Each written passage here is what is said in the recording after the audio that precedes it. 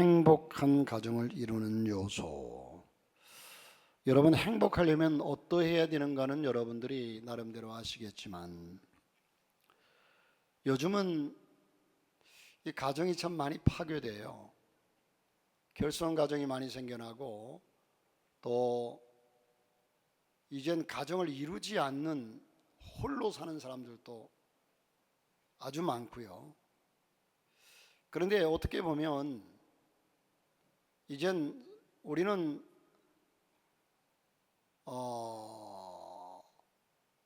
함께 가정을 이루면서 지금 어제 뉴스에 보니까 일본이란 나라도 자녀를 낳지 않아 가지고요 돈을 쏟아붓는데도 별로 그렇게 효과가 없다고 그래요. 우리나라도 지금 결혼을 해도 그렇고 또 독신주의가 많아서 다시 말하면 나이 들어서 돌아가시는 분보다 태어나는 이들이 더 적다는 거죠. 그러니까 이게 큰 문제로 대두되고 있습니다. 이 가정이 온전해야만이 사회가 온전하고 진정한 행복을 이룰 수 있는데 오늘은 특별히 가정이 얼마나 중요한가. 어떤 부부가 부부싸움이 절정에 달했을 때 아내가 남편에게 이렇게 소리쳤답니다. 내가 차라리 악마와 결혼했더라면 더 좋았을 거야. 그러자 남편이 하는 말이 그건 불가능할 걸. 원래 근친 결혼은 법적으로 금지되어 있거든. 그러더래요. 여러분, 괴테라고 하는 사람은 왕이나 백성이나 가정에서 행복을 찾는 자가 가장 행복한, 다시 말해서 왕으로부터 시작해서 저 천민 백성 한 사람에 이르기까지 저들이 가정에서 행복을 찾는 것이 가장 원칙이다.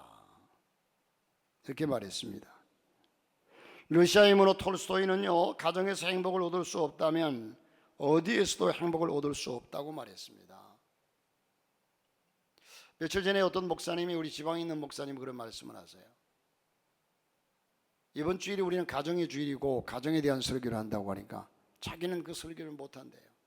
왜냐하면 교인이 많지도 않지만 그 교인들이 다 결손 가정 내지는 이혼한 가정, 재혼한 가정 이러다 보니까 이 설교를 1년이 가도 못한대요. 그러나 여러분, 이젠 때를 따라서 이혼할 수 있습니다. 성경에도 가늠하지 말라는 명령은 있어도요, 이혼하지 말라는 말씀은 없어요. 꼭 제가 이혼을 장려하는 사람처럼 들리는데 그건 아니고요, 이혼했다고 해서 큰 죄를 범한 건 아닙니다. 그러나 여러분, 우리 그리스도인은 과거에 어떠했더라도 오늘 현재가 중요해요. 이젠 예를 들어서 이혼하면 새 가정을 이루어야 하잖아요.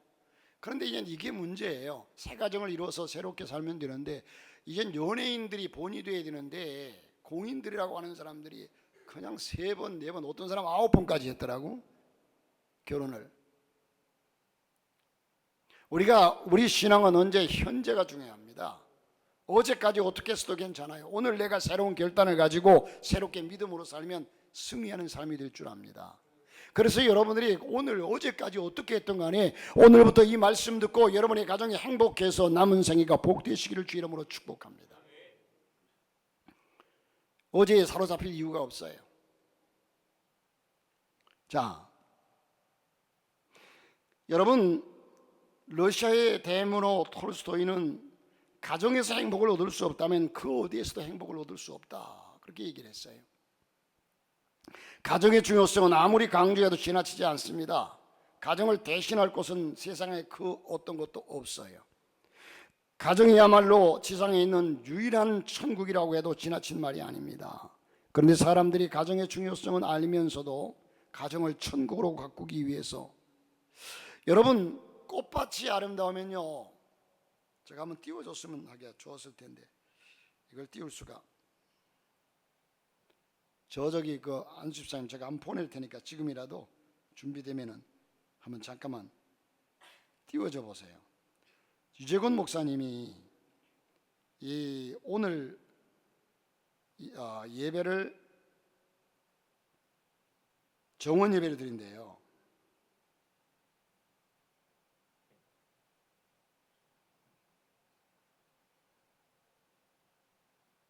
정원 예배를 드리는데, 그런데 보니까 너무 이쁘게 아름답게 해놨어요. 그 교회에 꽃들을 심었는데 꽃들이 그냥 그래서 어제 집사님이 왔어요. 근데 그걸 동영상을 보내왔어요. 근데 그 교회 마당이 전부 잔디예요. 잔디에다가 양쪽으로 꽃을 쫙 심어서 피워가지고 막 계단해서 꽃천국이에요. 그래서 오늘 정원 예배를 드린대요. 그걸 보내왔길래 보니까 아름답기도 해서, 야, 천국의 천국일세, 천국 중에 천국의 천국일세. 그러면서 제가 그랬어요. 그런데 내일 비 온다는데 어쩐대요? 하나님이 창조하신 천국보다 더 아름다운 것 같아요. 그래서 하나님은 질투의 하나님이시라, 하나님께서 당신 만들어 놓은 천국 같은 이 교회를 질투하셔서 내일 비 오게 한대. 그렇게 해놨더니 목사님이 하여튼 빡세게 기도해 주세요 그러더라고요. 위에 우산에다가 꽃들 준비되세요? 예, 한번 틀어줘 보세요. 이제 꽃들이 쭉 시작돼 가지고요, 저기 교회 앞 마당이에요. 사진 찍는 포토존도 있고요, 교회 앞 마당을 잔디로 심어서 핸드폰에는 좀 흐리긴 깨지네요. 저게 이제 교회 앞면이거든. 교회 앞면에다 꽃을 저렇게 아름답게 해놨어요. 그래서 저 마당에서 예배 드리는 거죠. 뺑 돌아가면서 정말 잘 꾸며놨어요. 꽃이 지금 만발할 때는, 지난번에 우리 가봤지만 그때는 꽃이 졌을 때고요, 너무너무 잘 해놨어요. 그래서 꽃을 보고서 와 등록한 교인이 몇 가정 된대요. 너무 이뻐서, 너무 행복해 보여서. 꽃을 보면 목사님의 그 마음을 느낄 수가 있을 거잖아요. 자, 여러분, 가정이야말로 지상에 있는 유일한 천국이라고 해도 지나친 말이 아닙니다. 그런데 사람들이 가정의 중요성을 알면서도 그 가정을 가꾸지 않아요. 저렇게 가꾸려고 하면요, 얼마나 힘든지 몰라요. 그 목사님은 거의 이제 목회하는 것이 목회와 꽃만 나가지도 않고 관심을 갖는데, 제가 교회 주변에 뭔가 식물을 심어놓고 저것들을 이제 그냥 가꾸다 보니까요, 날마다 나와서 가꿔야만이 저리 보존되더라고요. 교회에서 좀 시든 거 갖다가 다시 파묻고 거름 주고 심고. 그런데 어제부터 비가 오는데, 여러분 지금 연휴잖아요. 연휴인데 비가 온다고 짜증내는 사람도 있을 거예요. 그런데 어제 저는 비가 오는데 얼마나 기분이 좋은지. 왜? 비 오기 전에 심고 가꾸고 다 해놨는데 비가 좀 왔으면 이게 뿌리발을 제대로 해가지고 좋겠다. 그 심어놓은 식물들의 심정이 제 심정이에요. 비가 좀 흡족히 왔으면 좋겠다. 그래서 비가 오길래 너무너무 좋아하면서, 그런데 지금 연휴라서 비 온다고 짜증내는 사람들도 수없이 많겠지, 이런 생각이 들어요. 그런데 비 오기 전에 모든 것을 열심히 해놓은 사람은 비를 기다리면서 비를 좋아하고, 비 오기 전에 열심히 일한 사람은 비 올 때에 그래, 오늘 비가 오니까 어차피 일 못하니까 좀 쉬자, 그래 푹 쉬자, 아유 좋다. 자, 어쨌든 여러분 가꿔야 합니다. 여러분의 가정을 가꾸지 않으면서 행복하기를 원하는 사람은 그처럼 어리석은 사람이 없어요. 가정을 가꿔야 돼요. 할렐루야. 남편도 아내도 서로 희생하면서 가꿔야 돼. 그래야 아름다운 정원이 아름답게 피고 꽃이 피고 아름다운 정원이 있다고 해서, 이거 여러분 어느 집에 신방 가보면요, 화초들이 다육이를 비롯해가지고 화초들이 쫙 있는 거 보면 그 사람이 얼마나 부진한 줄 알아요. 그 화초들이 거저디는 줄 아세요? 천만의 말씀이에요. 거기에 대한 지식도 있어야 하고요, 때를 따라 물을 주고 다듬어 주고, 그 화초들도 사랑을 줘야만이 화초가 잘 돼요. 목사님 지금 화초가 얼마나 잘 됐습니까? 묻는지 모르겠습니다만 그만큼 열심히 해야 돼요. 그래서 살아있는 공동체 내지는 살아있는, 여러분 하나님이 만드신 공동체가 가정인데, 가정은 열심히 가꾸고 희생하고 헌신하고 해야만이 행복한 가정, 아름다운 가정을 이루어갈 수가 있습니다. 할렐루야. 그런데 그 가정에 내가 희생하고 섬기려고 하지 않고 내가 주인공이 되고 싶어 하니까 문제라는 거예요. 이 가정의 남편은 나니까 내가 주인공이야. 어떤 사람은 또 그래요. 목사님, 우리 아빠는요 우리 엄마한테 꼼짝을 못해요. 엄마가 이래서 그 가정의 주인공이 된다면 주인공이 될 수 있죠. 그러나 제 말씀은 모두가 더 함께 섬기고, 여러분들이 아마 중학교 때쯤 불렀던 노래 가운데 이런 노래가 있잖아요. 즐거운 곳에서는 나로라 하여도. 그럼 피아노 반주해 보세요. 우리 그가 1절만 한번 불러봅시다. 뜻을 생각하면서. 유행가 아니에요. 아주 의미 있고 뜻 있어요. 내 생각 같으면 찬송가에 듣고 싶은데. 고운 곳에서는 나로라 하여, 가사 좀 띄워주시기 바랍니다. 내 쉴 곳은 작은 집 내 집뿐이리, 내 나라 내 깊은 길이 쉽고, 꽃피고 새우는 내 집뿐이리, 꽃피고 새우 집 내 집뿐이리, 집 내 집뿐이. 오 사랑 나의 집, 오 사랑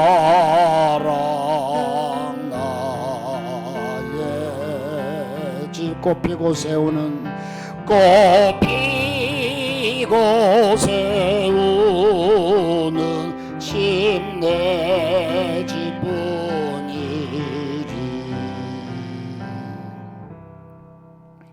여러분, 행복한 가정 가꿔야 하는데 그 첫째가, 행복한 가정은 사랑이 있어야 합니다. 사랑 누가 말했나? 여러분, 이 사랑은요 사람들이 수없이 얘기하고 사랑에 대해서 얘기하고 또 받기를 원하고 주기도 원하고, 그런데 실제적으로 이 사랑이 사람들에게서, 가정에서 필요한 그곳에 존재하지 않는다는 거예요. 여러분, 사랑 있는 가정은 성실과 이해와 책임 그리고 헌신이 있고 행복한 가정이 되는데, 사랑의 전제는 언제나 희생입니다. 헌신입니다. 사랑의 전제는 희생과 헌신이 없는 사랑은 사랑이 아니에요. 말뿐입니다. 여러분, 그러나 삭막한 개인주의로 바뀐 오늘 이 시대는요 인간 고립을 맛보게 했고, 고립은 무서운 살인자처럼 인간의 정신적, 육체적 건강에 치명적인 타격을 주었습니다. 하나님과의 사랑의 줄을 끊은 인간은 삭막한 세상을 만들고 만 겁니다. 그렇기 때문에 마지막 보루인 가정에서마저도 사랑이 식어가고 있습니다. 여러분, 세상을 아름답게 만들려면 가정에서부터 사랑을 회복해야 합니다. 할렐루야. 성경에서 가정의 사랑을 얘기할 때 이 사랑이 여러 가지 사랑이 있잖아요. 남녀 간의 사랑, 형제 간의 사랑, 친구 간의 사랑. 그런데 여기에서는 아가페라고 하는 하나님의 사랑을 말하고 있습니다. 하나님의 사랑. 오늘 본문의 말씀의 사랑은 하나님의 사랑, 아가페의 사랑을 말하고 있습니다. 남편들아, 아내 사랑하기를 그리스도께서 교회를 위하여 자신을 주심같이 하라. 예수님께서 우리를 위해서 몸을 헌신하고 그대로 내어준 것처럼 남편들은 아내를 사랑하라는 겁니다. 여러분, 교회 안에서 때를 따라서는 그 뒤에 아내는 복종하라고 그러거든요. 그러면 복종하는 것이 더 쉬우냐, 사랑하는 것이 더 어려워요. 그것도 사랑이 하고 싶으면 하고 말고 싶으면 말면이 아니라, 그런데 이 사랑은 여러분, 제가 가끔씩 여러분에게 말씀드리지만 소와 사자의 사이라 사랑이 되어서는 안 됩니다. 서로, 여러분, 소가 사자를 만나서 사랑하게 되는데, 소는 맛있는 풀을 뜯을 때마다 그 풀을 자기가 먹지 않고 뜯어와서 사자에게 줍니다. 이거 좀 먹어. 사자는 맛도 없고 그 먹을 수도 없지만 그냥 사랑이니까 어쩔 수 없이 씹어보다가 뱉고, 사자는 사냥을 해서 제일 맛있는 그냥 등심 안심 물에다가 소에게 줘요. 소는 그것을 그냥 또 사랑하는 자가 주니까 입에서 냄새도 나지만 씹다가 그냥 버려요. 어쨌든 둘은 열심히 일방적인 사랑을 합니다. 그런데 나중은 이별하게 되죠. 이별하면서 뭐라고 그럽니까? 여러분, 이젠 서로가 나는 최선을 다했다는 겁니다. 나는 너만을 사랑했다는 겁니다. 그래봐야 그것이 무슨 소용이 있습니까? 소와 사자의 사랑입니다. 사랑하는 성도 여러분, 우리는 가정의 아름다운 이 아가페적인 희생의 사랑이 있어야 되는데, 남편들아 아내 사랑하기를 그리스도께서 교회를 위하여 자신을 주심같이 하라. 자기 몸을 다 내어주도록 사랑하라. 이 말씀에는 하나님의 사랑으로 가족을 사랑하는 말입니다. 아가페의 사랑의 뜻은 사랑의 유익을 위한 것이라면 무엇이든지 주고자 하는 행동을 가리키는데, 행동하라. 사랑하는 대상을 위해서 헌신적으로 섬기며 희생하고 아낌없이 내어주는 사랑을 말하는 겁니다. 말로만 하는 것이 아니고요, 이 사랑은 우리의 마음에서 주어지는 것인데, 여러분 홀트 아동복지회를 만든 사람이 홀트라고 하는 분이거든요. 그런데 이 홀트 아동복지회에서 일어난 사건 중에 하나가 한국전쟁 당시에 이 홀트라고 하는 사람이 만난 대다수의 어린아이들, 고아들이죠. 아이들은 병이 들어 있었습니다. 그런 고칠 가능성 있는 아이들은, 고칠 가능성이 있고 소망이 있는 아이들은 병원으로 보내고 입원시키고, 가망이 없다고 여겨지는 아이들은 자신이 직접 데리고 살면서 그들을 보살피었습니다. 결과는 의외였습니다. 병원에 입원시켜서 저들은 소망이 있다고 생각한 아이들은 대다수가 사망하더래요. 그런데 거기에 반해서 그가 얘들은 소망이 없다라고 생각하고 자기가 데리고 살다가 죽으면 묻어줘야지 하는 이 아이들을 데리고 산 아이들은 오히려 건강해지더랍니다. 집에 남은 아이들에게 그가 해줄 수 있던 것은 약을 먹일 수도 없고 뭐 특별히 치료를 해준 것도 없고, 고작 해줘봐야 그들을 끼안으면서 다독거려주고 그런 일뿐이었다는 말입니다. 그런데 살갗으로 전해진 사랑이 아이들을 살린 겁니다. 반면에 그 아이들의 죽음의 원인은, 병원에 입원한 죽음의 원인은 그들에게 비타민이나 영양소가 부족해서가 아니라 가족의 사랑이 부족했기 때문에. 그러므로 우리 인간이라는 자체가 여러분 영과 혼과 육의 유기체입니다. 정신이 병들면 병도 병들어요. 여러분 흔히 만병의 근원이 뭐라고 얘기합니까? 사람들이 뭐라고 얘기해요? 감기라고 그래요? 스트레스라고 그래요. 스트레스가 육체적인 겁니까? 정신적인 겁니까? 정신과 우리 육체가 무슨 관계가 있는데, 정신적인 것이 우리 육체를 지배합니다. 그래서 우리의 원리가 우리 몸만 건강하면 육체만 잘 먹고 잘 살아 살이 찌고 뭐 또 근육도 있고 그러면 여러분 다 모든 것이 영혼도 잘 될 줄 아십니까? 아니에요. 여러분 우리의 영이 하나님과 교제 속에서, 제가 오늘 아침에 찬양을 주선한 능력으로 이 찬양을 쭉 그냥 핸드폰으로 틀어놓고 아침에 계속 교회 오기 전에 교회 집에서 들었어요. 그 찬양을 들으면 우리 마음이 평안해지죠. 하나님의 은혜가 임하기 때문에 내 영이 맑아져요. 그래서 그 영이 맑아지면 우리 정신세계가 혼 아닙니까? 우리의 혼이 정신세계예요. 우리의 혼이 또 깨끗해지고 아주 차분해지고 평안해지고, 그러면 우리의 영과 혼이 평안하기 때문에 육체는 언제나 평안합니다. 순서가 그래요. 사랑하는 자여 내 영혼이 잘된 같이 내가 범사에 잘되고 강건하기를 내가 간구한다. 요한 3서 2절에 말씀하시는 것처럼, 여러분 그러므로 우리가 이젠 이 정신적인 사랑, 이게 아주 중요한 겁니다. 행복한 가정은 저절로 만들어지지 않습니다. 이기적이고 자기중심적으로 상대방에게 희생을 요구하고 자기의 만족과 자기 욕심을 위해서 다른 가족 간에 아낌없이 사랑으로 자신을 주는 것이 진정한 사랑이고, 그리스도께서 우리를 위해서 이젠 당신의 희생을 우리에게 주신 것처럼 이런 헌신적으로 자신을 내어줄 때, 사랑할 때 행복한 가정이 이루어집니다. 여러분 가정을 가꾸십시오. 여러분 가정에는 사랑이 있습니까? 사랑이 없다고 생각하는 사람은 나 때문이라고 생각하세요. 내가 사랑을 못 주었기 때문에. 그러기에 사랑이 없는 겁니다. 여러분의 마음이 사랑이 얼마나 넘칩니까? 그러므로 여러분의 사랑, 여러분의 가정의 진정한 사랑은 섬김을 말해요. 사랑은 버리는 것. 사랑은 주는 겁니다. 사랑은 언제나 그 존재가 희생과 헌신입니다. 두 번째로, 행복한 가정은 대화가 있어야 합니다. 아유, 목사님 다 알죠. 여러분 서울 부부와 흔히 뭐 그러죠, 경상도 사람들이 말이 없다고, 저는 경상도로 오래 살아봐가지고 알아요. 부산에서도 8년을 살았고요. 그런데 경상도 사람들이 사실 말이 적어요. 말도 또 긴 말도 줄여서 해요.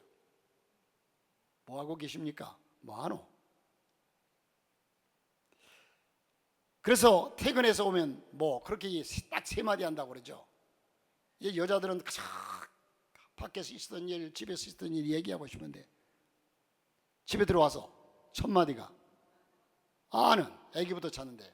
애는 보고 아는, 경상도 사람들이 애기를 아라고 그래요. 아는, 알라라고 그러고 알라, 아는, 그리고 밥 먹자, 그리고 자자. 이 3마디가 집에 들어오면 끝이래요. 아는, 밥 먹자, 자자. 그런데 이 경상도 부부와 서울 부부의 차이점을 말해놓은 것을 봤는데, 신혼을 즐겁게 즐기던 서울 부부인 아내가 가을밤 하늘을 쳐다보면서 이 서울 부부의 아내가 남편에게 이렇게 자기 저기 별이 예뻐, 내 눈이 더 예뻐? 뭐라고 대답해야 돼요? 예? 쑥스럽죠? 서울 남편은요, 그야 자기 눈이 훨씬 예쁘지 하고 그냥 힘주어서 흥겹게 진지하게 대답해. 그런데 경상도 부부가 아내가 남편에게 묻습니다. 보소, 저 별이 더 예쁜겨, 내 눈이 더 예쁜겨? 이렇게 보니까 경상도 남편이 와, 저 별이 네 보고 뭐라 카드나? 이번에는 서울 부부의 아내가 또 남편에게 묻습니다. 자기, 나 먼저 목욕해도 돼? 서울 남편이 뭐라고 그러겠어요? 그럼 당신부터 먼저 빨리 씻어. 자상하게 대답합니다. 그런데 경상도 부부인 아내가 남편에게 묻기를, 보소, 저부터 목욕할까 해? 그랬더니 경상도 남편이 뭐라고 한지 아세요? 그래, 네 때 맞나?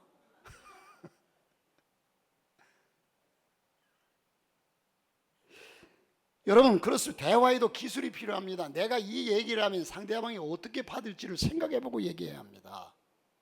상대방이 좀 기분 나빠할 수도 있고 하는 얘기를 하면 좀 말을 부드럽게 할 수 있잖아요.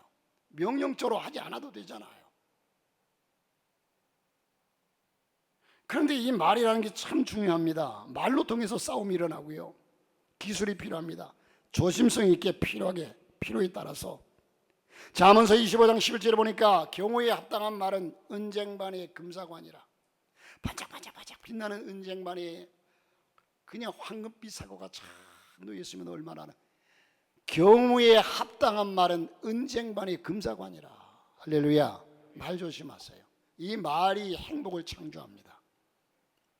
골로새서 3장 21절에 보니까 아비들아, 너희 자녀를 경록게 말지니 낙심할까 함이라. 우리의 자녀들이 언제 경노하고 낙심하게 될까요? 부모로부터 사랑받지 못한다고 느낄 때입니다. 인정받지 못한다고 느낄 때입니다. 부모가 나를 위해 주지 않고 있다는 생각이 들 때입니다. 낙심하고 분노합니다. 그러나 부모들에게 물어보면 펄쩍펄쩍 뜁니다. 내가 그놈을 위해서 얼마나 헌신했는데, 그놈을 위해서 얼마나 희생했는데 먹을 것도 못 먹고.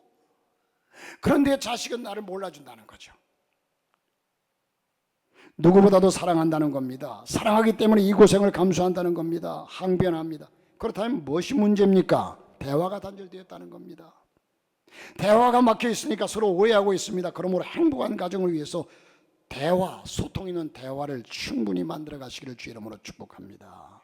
여러분, 언어라고 하는 것은요, 말이라고 하는 것은 사람들만이 가지는 독특한 특성 중에 하나가 이 말입니다. 사람은 말을 통해서 그의 문명을 일으켜 왔습니다. 사람은 누구나 말을 하고 싶어하고 그의 말로서 자신의 마음을 내보이는 것이라고. 마태복음 12장 34절에 보니까 사람의 마음속에 쌓여있는 것을 입으로 통해서 내느니라고 그랬어요. 그러므로 대화는 사람들 간에 사랑의 줄을 이어주고 우리 안에 품은 사랑을 무르익게 합니다. 여러분, 행복한 가정을 위해서, 올바른 대화를 위해서 상대방을 이해시키려 하지 말고 먼저 상대방을 이해해 주려고 해야 합니다. 할렐루야. 대화는 들어주는 자세가 필요합니다. 그래야만이 아름다운 대화가 돼요. 그런데 사람들은 누구나 성격 급한, 특별히 저 같은 사람은 얘기하다가 내가 먼저 얘기하고 다 저 사람 할 얘기를 내가 다 하고 싶고, 사람의 본능이 그래요. 대화는 상대방 위치에서 들어주는 애정을 가지고 상대의 말을 존중해주는 예의가 있어야 합니다. 가족 간에도 예의가 있어야 합니다. 옆 사람하고 인사해봐. 당신은 왜 그렇게 예의가 없습니까?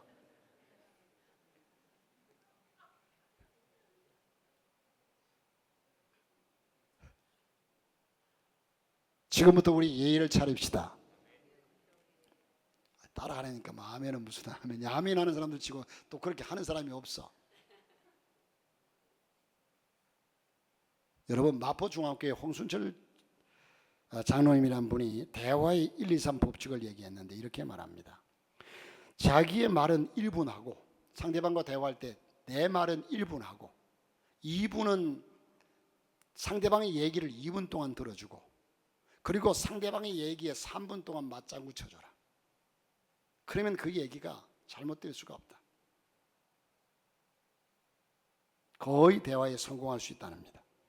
반대로 남의 얘기에 귀를 기울이지 않고 자기 말만 하면서 다른 사람만 탓하는 사람들이 많은 세상에 1, 2, 3 법칙은 우리 그리스도인들이 훈련하고 시도해 볼 만한 방법이라고 생각합니다. 여러분, 요즘 어린이 10명 중에 2명은요 아버지와 대화가 거의 없다고 합니다. 서울은 14.5%, 농촌은 19%, 조금 높죠. 더욱 놀라운 것은 어머니와의 대화가 없는 경우가 20명 중에 한 명꼴이라고 된다고 합니다. 서울은 4%, 농촌이 10%. 어린아이들은 본성 자체가 말이 많잖아요. 얘기하고 싶다는 거예요. 엄마 이건 뭐야, 저건 뭐야. 귀찮아. 대화하고 싶다는 거예요. 함께 시간을 보내는 거 좋아합니다. 그저 아이들에게 필요한 용돈이나 주고 그 물질적인 것을 채워주고 이것을 다 했다고 생각해서는 안 됩니다. 우리 인간은요 영적인 존재이기 때문에 영적인 부딪힘과 영적인 사랑 속에서 함께 살아가야 될 존재입니다. 필요한 것을 챙겨주는 일로 다 했다고 생각하면 착각입니다. 미국의 유명한 외교관인 찰스 아담스 씨는요 유명한 역사가 있던 브루크 아담스의 아버지입니다. 그런데 그의 부자가 같은 날 쓴 일기를 이렇게 이젠 고백합니다. 아버지와 아들이 쓴 일기가 너무 달라요. 우리에게 중요한 교훈을 주고 있습니다. 아버지의 일기장에 이런 내용이 기록되어 있습니다. 오늘 아들과 함께 낚시를 다녀왔다. 하루를 어쩔 수 없이 애 돌보는 일로 소모하고 말았다. 그런데 아들의 일기에는 이와는 정반대의 내용이 기록되어 있습니다. 오늘은 아빠와 함께 낚시를 다녀왔다. 나의 일생의 가장 기쁜 날이었다. 어떻습니까? 자녀들이 대화를 원해도 부모가 바빠서 대화할 수 없는 현실이라고 핑계해서는 안 됩니다. 여러분, 부모와 대화가 이루어지지 않는 자녀들은 다른 데 관심을 쏟을 수밖에 없어요. 13세기의 호헨슈타인가의 황제 프리드히 2세는요 몇몇 어린이들에게 대화하는 것을 제외하고는 살아가는 데 필요한 모든 것을 최대한 제공했습니다. 대화는 하지 않고 살아갈 수 있는 모든 편의를 제공했습니다. 다만 어린이들이 아무런 대화도 하지 않을 때 과연 어떤 언어, 어떤 나라의 말을 먼저 상용할 수 있을 것인가, 이걸 실험하기 위해서. 그러나 그 실험은 헛수고였습니다. 왜냐하면 아이들은 다 죽었기 때문입니다. 여러분, 우리는 영적인 존재이기 때문에요 하나님과의 소통이 없는 사람들은 타락하게 되고, 우리의 정신적인 세계가 또 타락한 사람은 역시 육체까지 병들어 죽게 됩니다. 우리 정신세계 영과 혼이 얼마나 소중한지 몰라요. 대화가 없는 가정, 대화가 없는 삶은 사실상 죽은 가정이요 죽은 삶입니다. 여러분, 행복을 원하면 가정을 행복하게 만들어야 합니다. 신혼 초에 서로 죽고 못 살고 나는 당신을 위해서는 별도 따올 수 있고 나는 죽을 수도 있다고 얘기하지만 그 사랑이 가꾸지 않으면 그 사랑이 시들어갑니다. 가꾸지 않으면. 여러분, 아름다운 꽃밭이 있으면 그 꽃밭을 계속 가꾸어야 돼요. 그래야 그 아름다운 꽃밭을 늘 보고, 가꾼다고 하는 얘기는 거기에 헌신과 희생의 자양분을 계속해서 공급해야 합니다. 아름다운 가정, 웃음이 넘치는 그 가정에 아내는 아내로서, 남편은 남편으로서 모두가 다 함께 헌신하면서 서로 섬기면서, 그럴 때 그 아름다운 공동체 가정이 꽃을 피우고 열매를 맺게 될 줄로 믿습니다. 그런데 우리는 신경 안 써요. 모든 사람들이 그 가정에 자기가 주인공이 되고 싶어 해요. 남편은 내가 남편이니까 이 집의 어른이야, 나를 중심으로 생활해, 주인공이 되고 싶어 합니다. 아닙니다. 모두가 섬겨야 합니다. 제가 일부에도 그런 얘기를 했는데, 집사람이 어제 저녁에 저를 보고 그래요. 내 다리가 너무 아프니까 당신이 욕실 청소 한번 하라고 그래요. 내가 욕실 청소해 본 적이 없어요.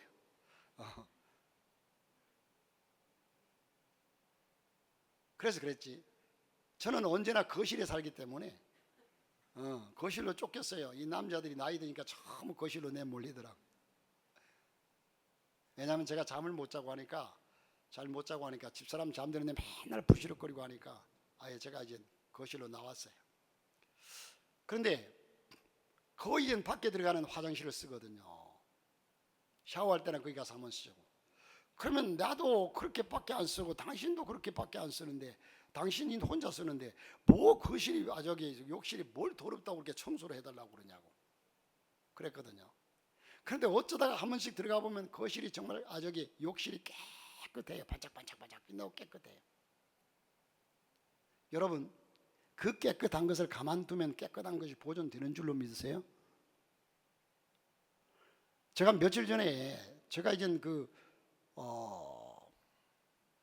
제가 쓰는 들어가는 입구의 화장실에서 그 식초를 가지고 몸을 좀 얼굴에 바를 일이 있어서 발랐더니 식초 냄새가 확 끼었길래 환풍기를 틀었는데 환풍기가 잘 안 돌아가요.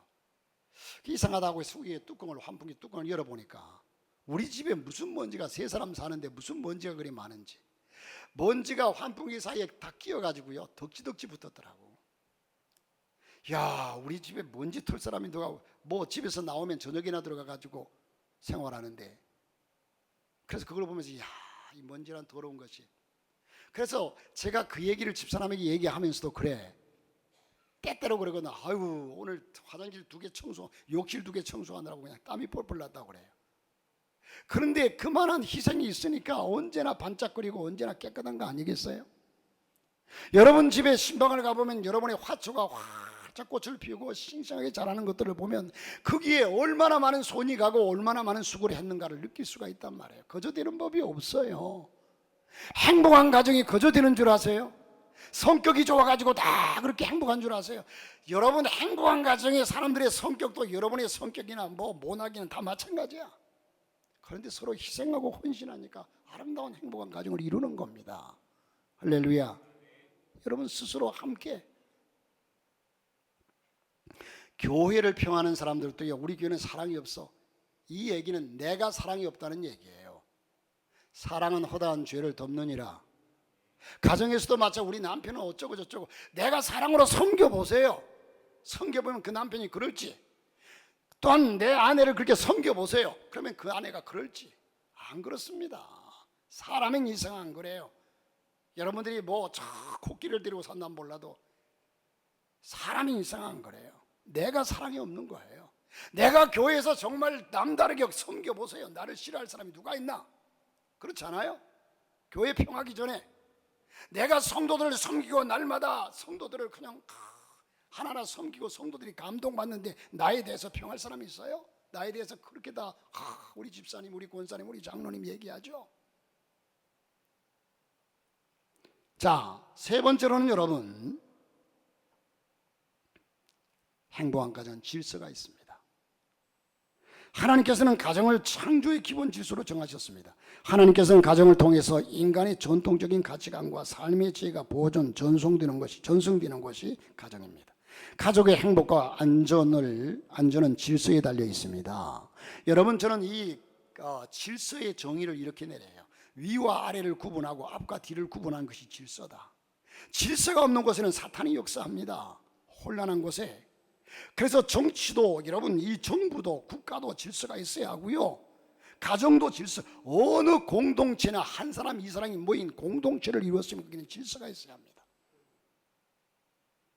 그런데 오늘 말씀이 뭐라고 했습니까? 아내들아 남편에게 복종하라. 이는 주 안에서 마땅하니라. 아내들아 남편에게 복종하라. 아까는 말씀드릴 때에 남편들아 아내 사랑하기를 주께서 교회를 사랑한 것처럼 교회를 사랑하여 자기 몸을 주듯 하라. 남편은 그렇게 사랑해야 되죠, 아내를. 그런데 아내는 이유 막론하고 남편에게 복종하라는 거예요. 요즘 뭐 인권이 어떻다 저떻다 해도 성경에는 그렇게 말하고 있어요. 이게 질서입니다. 복종하라. 제가 근데 한편으로 제가 생각해 보니까요, 정말 예수님처럼 자기 몸을 주기까지 사랑하는 것이 더 힘들겠느냐, 그냥 남편 얘기에 따라서 순종하는 것이 더 힘들겠느냐. 자기 몸을 주기까지 사랑하는 것이 더 힘들어요. 사실 남편들은 사랑해도 되고 안 해도 되는 그런 법이 아니라 분명히 자기 몸을 주기까지 사랑하라고 그랬어요. 아내들은 복종하라고 그랬어요. 자, 남의 것 따지지 말고 우리는 우리 할 일을 감당하면서, 자녀들아 너희 부모에게 순종하라. 부모가 뭐라고, 이 전제는 주 안에서 하나님 말씀에서 벗어나지 않는다면 부모의 얘기에 따라 행하라. 그 내가 하는 방법이 옳고 내가 하는 방법이 더 쉽고 더 큰 소득을 올릴 수 있을지라도 부모가 하는 것이 어리석어 보여도 성경에서 벗어나지 않는 일이라면 그게 따라 순종하라는 겁니다. 그렇게 돼야 돼요. 무식한 아버지라도 아버지의 말씀에 순종하는 가정에 행복이 있습니다. 할렐루야. 똑똑한 사람들의 모임에 행복이 있을 줄 아세요? 그렇지 않아요. 행복한 가정에는 영적인 권위와 질서가 세워져 있습니다. 부모의 권위, 가정의 권위가 세워져 있습니다. 이 권위는 하나님이 정하시고 인정하신 겁니다. 한 가정은요, 그 가정의 머리임을 알아야 합니다. 행복한 가정에는 순종의 질서가 있습니다. 부모에게 순종하는 것은 10계명 중에 인간을 향한 첫 계명이라고 말씀했습니다. 부모에게 순종은 하나님께 하듯해야 합니다. 행복한 가정에는 징계의 질서가 있습니다. 우리가 사는 시대는 징계를 포기한 시대, 이미 오래전에 사라진 상태 같습니다. 그러나 징계가 당당하게 아직 남아있는 곳이 있다면 가정일 겁니다. 징계는 적극적인 사랑의 표시입니다. 잠언서는 말합니다. 내 아들아, 여호와의 징계를 경히 여기지 말라. 그 꾸지람을 싫어하지 말라. 대저 여호와께서 그 사랑하는 자를 징계하시기를 마치 아비가 그 기뻐하는 아들을 징계함 같이 하시느니라. 질서는 참된 안정과 자유 그리고 축복이 약속되어 있는 것입니다. 우리 그리스도 안에서 정말로 하나님의 사람으로서 질서 있게 살아가는 것이 참으로 중요합니다. 어떤 목사님이 전철에서, 이젠 전철을 타고 보니까 저쪽에 자리가 두 자리가 보여요. 그쪽으로 천천히 걸어갑니다. 그런데 그 옆에서 어떤 아줌마 한 분이 후닥닥 목사님을 밀치고 쫓아가더니 그 자리를 탁 앉더래요. 누군지도 모르죠. 그러면서 자기가 들었던 가방을 옆에 또 빈자리에 휙 던져놓더래요. 그러면서 하는 얘기가, 권사님 빨리 와서 앉아. 그래서 목사님은 오 마이 갓, 목사님인지는 몰랐죠. 서로가 모르는 사이였지만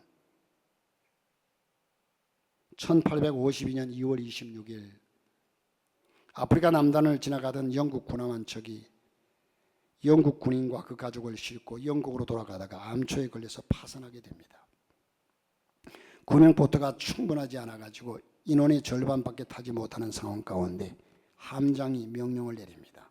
군인 여러분, 우리들의 가족들은 지금까지 우리를 위해서 희생했습니다. 이제는 우리가 그들을 섬길 때입니다. 저들을 먼저 태우도록 합시다. 노인, 어린이, 여성들, 장애인들 먼저 태우도록 하십시다. 대영 제국의 아들답게 행동하십시다. 대영 제국의 아들답게 행동하십시다. 이래서 가족들은 먼저 구명보트에 태운 그 모든 가족들을 태운 다음에 그들은 멀어져 가는 배를 바라보면서 파선해 가는 배 위에서, 침몰해 가는 배 위에서 질서정연하게 기립해가지고 보트가 시야에서 사라질 때까지 가족들을 향해 거수격려를 하고 있었다는 겁니다. 오늘 우리 사회는 질서가 실종되고 무질서와 그로 인해서 혼란이 난무하고 있습니다. 법을 지키는 사람만 손해보는 생각이란, 이런 생각이 드는 시대가 되었습니다. 모든 권위가 사라져가고 있습니다. 스승의 권위, 가장 또는 부모의 권위, 법을 집행하는 경찰관이나 법원의 권위, 지도자의 권위가 사라져가고 아무나 권위에 정면 도전하려고 합니다. 그때 엄청난 혼란이 찾아오고 결국 그로 인해서 무질서와 혼란 가운데 사탄은 역사하고 인간들은 더욱더 불안해져 가고 있습니다. 가정에서부터 질서와 권위를 회복해야 합니다. 성경의 명령대로 자녀들은 모든 부모에게 복종하는 모습을 보여주십시오. 아내들은 남편에게 순종하십시오. 사라는 남편을 주라고 복종했습니다. 남편들을 포함해서 모든 가족들은 그리스도를 경외함으로 피차 복종하라는 겁니다. 피차 서로 간에 복종하라. 그러니까 여기에서는 여러분, 여성을 비하하는 것도 아니에요. 서로 피차 복종하라. 진정한 질서의 회복은요, 피차 존경하면서 서로 복종하는 겸손한 마음에서 출발합니다. 마지막으로 행복한 가정은 하나님을 경외하는 믿음 안에서의 믿음의 모습이 있어야 합니다. 경외라고 하는 말은 하나님을 거룩하심과 존엄하심과 거기에 대한 경건한 두려움, 동시에 하나님을 향한 진실한 사랑의 표현을 의미하는 것이 경외라고 하는 말입니다. 시편 34편에 보니까 여호와의 사자가 주를 경외하는 자를 둘러진 채고 저희를 건지시는도다. 하나님을 경외하는 가족을 만드십시오. 하나님을 경외하는 자에게 주의 인자하심이 영원부터 영원까지 거기에 이르게 되고 그의 의는 자손의 자손에게까지 미치리라. 여러분, 옛날에 서대문의 영천시장에는요 콩나물 장사가 그렇게 많았다고 그래요. 그 말에 그 중에 한 사람이 새벽마다 콩나물통을 머리에 이고 시장에 나가는데, 시장에 나가는 길에 그 이른 새벽에 시장에 나가는 길에 교회에 꼭 들려서 하나님께 기도하고 그리고 그 콩나물 시루를 입어서 시장에 가서 팝니다. 이 아주머니의 인생 목표는 뭐냐 하면 예수 그리스도와 함께 살면서 자식들을 믿음으로 성장시켜서 하나님의 일꾼으로 길러내는 것이 그의 목표였습니다. 결국 그 아주머니는 아들을 훌륭한 사업가로 키워냈습니다. 아들은 훗날 큰 제약회사의 사장이 되었습니다. 아들은 그의 어머니가 매일 새벽에 교회에 나가서 열심히 기도하던 일을 잊을 수가 없습니다. 그 때문에 지금의 자기가 존재하는 것이라고 확신했습니다. 그래서 언제나 그 새벽 종소리, 과거 이런 새벽에 울려오는 종소리가 얼마나 은은했습니까? 새벽 종소리가 그 마음속에 사라지지 않냐고 언제나 어머니의 은혜를 기억하기 위해서 제약회사의 심벌 마크를 새벽종을 새겨 넣었습니다. 그리고 이름을 그렇게 지었습니다. 그 회사는 빠르게 급성장해서 이름만 대도 누구나 다 아는 유명한 제약회사가 되었습니다. 이 회사가 어느 회사일까요? 종근당입니다. 종근당이에요.